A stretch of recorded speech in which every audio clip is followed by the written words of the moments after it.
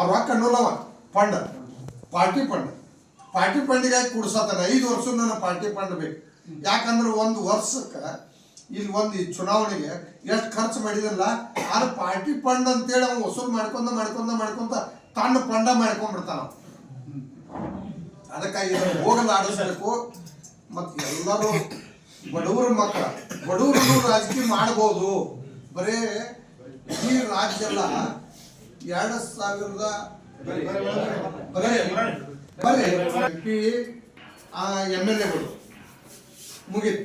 ಇವ್ರು ಏನು ಅದಾರು ಇಷ್ಟ ಜನ ಅವ್ರು ಬೀಜರು ಇಂಜಿನಿಯರ್ ಆದರೂ ಅವ್ರವ್ರನ್ನ ಆಗಬೇಕು, ಡಾಕ್ಟರ್ ಆದರೂ ಅವ್ರವ್ರ ಆಗಬೇಕು, PSI ಆದರೂ ಅವ್ರವ್ರ ಆಗಬೇಕು, CPI ಆದರೂ ಅವ್ರವ್ರ ಆಗಬೇಕು, ಚಲೋ ನೌಕರದಾರೆಲ್ಲ ಅವ್ರವ್ರನ್ನ ಆಗಬೇಕು. ಯಾಕಂದ್ರೆ ಅವ್ರಂತ ದುಡ್ಡು ಐತಿ. ಲಂಚ ಕೊಡ್ತಾರೋ 10 ಲಕ್ಷ ಕೊಡೋಲಿ, 20 ಲಕ್ಷ ಕೊಡ್ತಾರೋ, 20 ಲಕ್ಷ ಕೊಡೋಲಿ, 50 ಲಕ್ಷ ಕೊಡ್ತಾರೋ PSI ಅಂತಂದ್ರೆ ತಮಗೆ ಬೇಕಾದ ಜಗದಾಗ ಅವನ್ನ ರೊಕ್ಕ ಬರೋ ಜಗದಾಗ ಚಲೋ ಜಗದಾಗ ಕುಂಡಿಸಿ 4 ಮಂದಿನ ಪೊಲೀಸರನ್ನು ರೋಡಿಗೆ ನಿಂದಿರಿಸಿ ದಿವಸ ಶುರು ಆತಲ್ಲ ಎಲೆಕ್ಷನ್ ಆದ ಮರನೇ ದಿವಸ ಬಡಿಗೆ ಹಿಡ್ಕೊಂಡು ನಿಂತ ಬಿಡ್ತಾರ ಕತ್ರಿಗೆ. ಅಲ್ಲೇ ಎಲ್ಲ ಒಂದೊಂದು ಟ್ಯಾಕ್ಸ್ ಏನು ತುಂಬುತ್ತೇವೆ ನಾವು, ಏನು ಖರೀದಿ ಮಾಡ್ತೇವೆ, ಒಂದು ಚಾಕ್ಲೇಟ್ ಹಿಡಿದು, ಒಂದು ಕಡ್ಡಿ ಪಿಡಿಗೆ ಹಿಡಿದು, ಉಪ್ಪು ಹಿಡಿದು, ಖಾರ ಹಿಡಿದು ನಮಗೆ ಏನು ಜೀವನ ಮಾಡಕ್ಕೆ ಸಲಕರಣೆಗಳು ಬೇಕು, ಆ ಸಲಕರಣೆಗೆ ಏನು ಖರೀದಿ ಮಾಡ್ತೀವಿ ಆ ಟ್ಯಾಕ್ಸ್ ಎಲ್ಲ 1 ಪಟ್ಟಲ್ಲ 4 ಪಟ್ಟು. ಉದಾಹರಣೆಗೆ ಯಾಕೆ ಒಂದು ಸೈಕಲ್ ಮೋಟ್ರಕ್ಕೆ ಎಷ್ಟು ಕೊಡ್ತೇವ್ರಿ ನಾವು ರೊಕ್ಕ? 1,20,000ದಿಂದ 1,80,000 ಮಟ ಒಂದು ಸೈಕಲ್ ಮೋಟ್ರ್ ರೇಟ್. ಸೈಕಲ್ ಮೋಟ್ರಕ್ಕೆ ಅಷ್ಟು ರೊಕ್ಕ ಕೊಟ್ಟಿವ್ರಿ. ಆಮೇಲೆ ಅದನ್ನು ಲೈಫ್ ಲಾಂಗ್ ಟ್ಯಾಕ್ಸ ಅದನ್ನು ಕಟ್ತೇವೆ. 1.5 ಲಕ್ಷದಿಂದ 2 ಲಕ್ಷದ ಮಟನು ಆದ GST ಹೋತು. ಅಲ್ಲಿಂದ ಇನ್ಶೂರೆನ್ಸ್ ಇಳಿಸ್ತೇವೆ, ಆದ GST ಹೋತು. ಆಮೇಲೆ ಪೆಟ್ರೋಲ್ ಹಾಕಿಸ್ತೇವೆ, ಪೆಟ್ರೋಲ್ಗೆ 1 ಲೀಟ್ರಿಗೆ 40 ರೂಪಾಯಿ GST ಕಟ್ತೇವೆ. ಈ ಥರ 4 ಥರ ನಾವು ಕಟ್ತೇವೆ. ಕಾರಿಗೆ ಆದ್ರೆ ಕಾರಿಗೂ ಸೇಮ್ ಅದ ನಮನಿ ಅದ್ರದ್ದು ಮೂಲ ಅಮೌಂಟ್ ಕಟ್ತೇವೆ, GST ಕಟ್ತೀವಿ. ಲೈಫ್ ಲಾಂಗ್ ಟ್ಯಾಕ್ಸ್ ಅನ್ನೋದು ಯಾಕೆ? ಲೈಫ್ ಲಾಂಗ್ ಟ್ಯಾಕ್ಸ್ ಅಂದ ಬಳಿಕ ಆ ಗಾಡಿ ಹಾಳಾಗಿ ಹೋಗೋ ಮಟನೂ ಅದು ರಿಜೆಕ್ಟ್ ಆಗೋವರೆಗೂ ಅದ ಟ್ಯಾಕ್ಸ್ ಅದಕ್ಕೆ ಕಟ್ಟಿಬಿಟ್ಟಿರ್ತೇವೆ. ಮತ್ತು ಇನ್ಶೂರೆನ್ಸು ಅದು ಕೆಟ್ಟರೆ ಆ ನಂತರ ಟೋಲಿಗೆ ಕೊಡಬೇಕು, ಮತ್ತು ನಾವು ಪೊಲೀಸರ ಹಿಡಿದಲ್ಲಿ ಕೊಡಬೇಕು. ಇದೆಲ್ಲ ಯಾಕೆ? ಮತ್ತು ಆ ಗಾಡಿ ಒಳಗೆ ಕೆಟ್ಟಂಥ ಮಷಿನ್ಗಳು ಅದಕ್ಕೊಮ್ಮೆ ಲೈಫ್ ಲಾಂಗ್ ಟ್ಯಾಕ್ಸ್ ಎಲ್ಲಕ್ಕೂ ಕೂಡೇ ಕಟ್ಟಿರ್ತೇವೆ ನಾವು.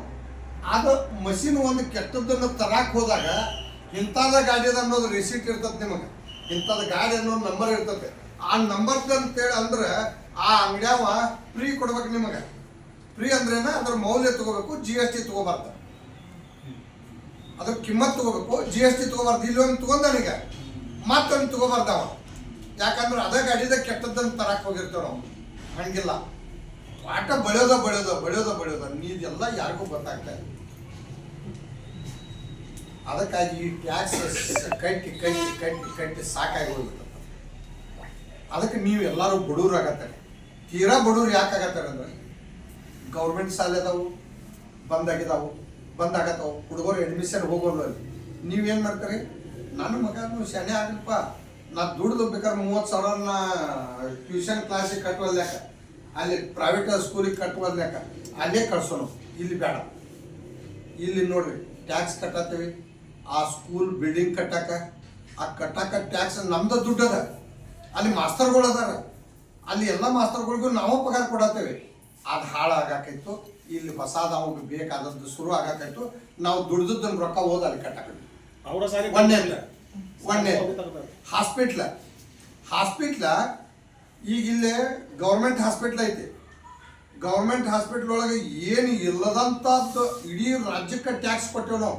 ಅದನ್ನು ತಾಲೂಕಾ ಕೇಂದ್ರ ಅಂತೇಳಿ ಗ್ರಾಮೀಣದಾಗ ಒಂದು ಹೋಬಳಿ ಕೇಂದ್ರಗಳು ಅಂತೇಳಿ ಈಗ ಆರೋಗ್ಯ ಕೇಂದ್ರ ಮಾಡಿದ್ದಾರೆ. ಅಲ್ಲೆಲ್ಲ ಡಾಕ್ಟರ್ಗಳನ್ನ ಇಡ್ಬೇಕು. ಆ ಡಾಕ್ಟರ್ಗಳು ಇಲ್ಲಿ ಯಾಕೆ ಬರಬಾರ್ದಂದ್ರೆ ಪಗಾರಕ್ಕಾಗಿ ಅಷ್ಟೇ ದುಡಿಯೋದಲ್ಲ, ಲಂಚ್ ಬೇಕು ಅವ್ರಿಗೆ. ಅವ್ರ ಕಡೆಯಿಂದ ಸಿಕ್ಕಾಪಟ್ಟೆ ರೊಕ್ಕ ತೊಗೊಂಡಾರ. ಅವ್ರು ತೊಗೊಂಡಾಗ ಇವೇನು ಮಾಡ್ತಾನೋ, ಇಲ್ಲಿ 3 ತಾಸು ಡ್ಯೂಟಿ ಮಾಡ್ತಾನೋ ಗೌರ್ಮೆಂಟ್ ಹಾಸ್ಪಿಟ್ಲ್ನಾಗ.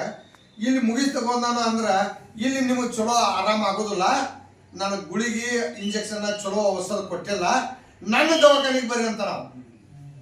ಸುಳಕರ ಅಲ್ಲಿ ಆಚೆ ಕಡೆ ಐತಿ ನನ್ನ ಬಿಲ್ಡಿಂಗ್, ಅಲ್ಲಿ ನಾ 24 hours ಇರ್ತಾನೆ. ಇದು 5:30 ಬಂದ್ ಆಕತ್ತದ ಅಂದ ನಾನು 3 ಗಂಟೆಗೆ ಬಂದ್ ಮಾಡಿ ಅಲ್ಲಿಗೆ ಹೋಗೋಣ ಅಂದ್ರೆ ದೌಡಿ ಮಂದಿ ಎಲ್ಲ ಇಲ್ಲಿ ಪರಿಚಯ ಆಗ್ಬೇಕು, ಅವನ ಫೋನ್ ನಂಬರ್ ಕೊಡ್ಬೇಕು, ಇವ್ರು ಹೋಗಿ ಅಲ್ಲಿಗೆ ಹೋಗ್ಬೇಕು.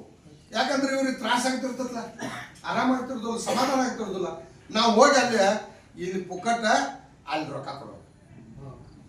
ಅಲ್ಲಿ ಒಂದು ಡಿಲಿವರಿಗೆ 50,000 ಮಟ ಬಿಲ್ಲ ಎತ್ತ. ಇದು ಗೊತ್ತೇನ್ರಿ, ನೀವು ಚಿಪ್ ಪಟ್ಟ ತಗೊಂಡವ್ರು ಚಂಬ ಬಿ ಕಾಯ್ದವ್ರಿ ಅಂದ್ರೆ ಅಡ್ಡು ಕಾಯ ಒಂದ್ ಕಡೆ ಚಿಪ್ ಅಂದ್ರೆ ಚಂಪ ತಂದವ್ರಿ. ಅದಕ್ಕೆ ಈ ಟೈಪ್ ಪ್ರತಿಯೊಂದ್ರಾಗೂ ಸುಲಿಯತ್ತ. ಈ ಗೌರ್ಮೆಂಟ್ ನೌಕರಸ್ಥರು ಅಪಾಯಿಂಟ್ಮೆಂಟ್ ಬಿಟ್ರೆ ಟೆಂಪ್ರರಿ ಅಂತ ತಗೊಳತ್ತಾರ. ಟೆಂಪ್ರರಿ ಯಾತಕ್ಕೆ ತಗೊಳತ್ತಾರೋ, ನೀವು ರೊಕ್ಕ ಕೊಟ್ಟದನ್ನ ಹಿಡಿದ್ರ ಲೋಕಾಯುಕ್ತವ್ರು ಬಂದು ಅವ್ರು ಜೈಲಿಗೆ ಹಾಕ್ತಾರ ಅಂತೇಳಿ ಪ್ರೈವೇಟ್ ನಿಮ್ಮ ಊರಾಗ ಪಂಚಾಯತ್ಯಾಗ ಇಬ್ಬರನ್ನ ಕುಂಡ್ರಿಸೋದು, PDO ಒಬ್ಬನ ಕುಂಡ್ರಿಸೋದು. ಅಲ್ಲಿ ಗೌರ್ಮೆಂಟ್ ನೌಕರಸ್ಥರು ಸೆಕ್ರೆಟರಿ PDO ಇಬ್ಬರೇ ಇರೋದು. ಅಲ್ಲಿ